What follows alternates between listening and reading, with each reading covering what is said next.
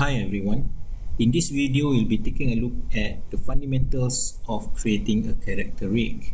To start off, what we'll do is to find the center gravity of the character, or normally we term it as the COG, right? So the COG usually lies on the waist of the character, and on this model it is color coded by the shirt and the pants, right? So let's turn on our wireframe on shaded. There you go.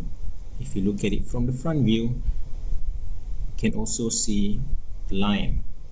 Now let's put a joint on the center of gravity from using the side view.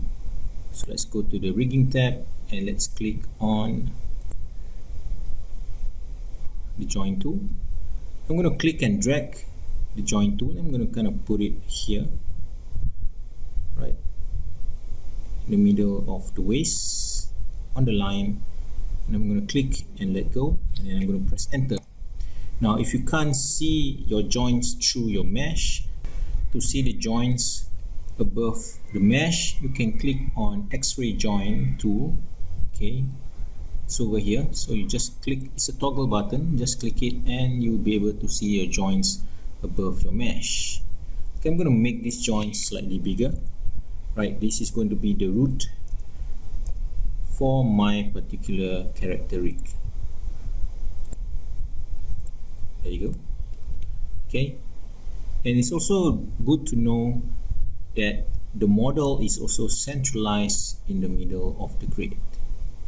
Okay, now so once we have established that, okay, let's go to perspective and turn on our X-ray joint as well. There you go. Okay, now the next thing I'll do is I'm going to create some kind of a hip joint, okay, to kind of simulate the hip movement without really disturbing or affecting the torso. Okay, kind of like an isolated lower body movement. And with this, I'm going to create another joint. Now, one thing to also note is it's good to kind of, for us in this instance, let's go here to skeleton, create joints.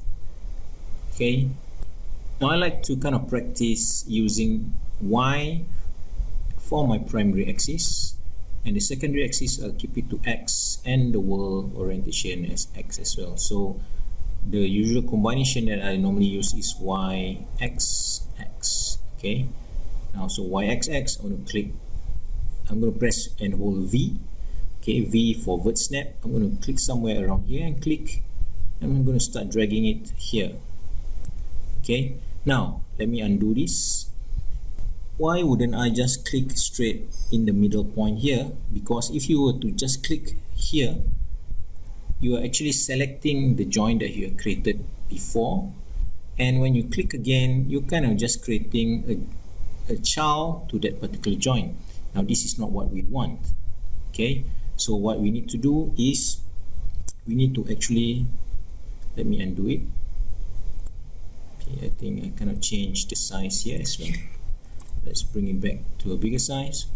Now what you want to do is you would want to kind of click somewhere else, but make sure you press and hold the V button so that you can kind of then drag it to the same spot. Okay, and then I'm going to just continue, click again, right, and I'm going to end it off somewhere straight down to the bottom. Okay, to the bottom of, or where the groin area is, right? Now what's the difference? The difference is now if I move the COG, you can see that it's actually separated from these new joints that I've created. Okay, it's not really connected yet. Okay, and what you can also achieve is you can have two joints at the same spot. Okay, now if you were to just click straight from here, you are not really creating that particular joint, you're just selecting the joint that is already here and you're just continue the hierarchy.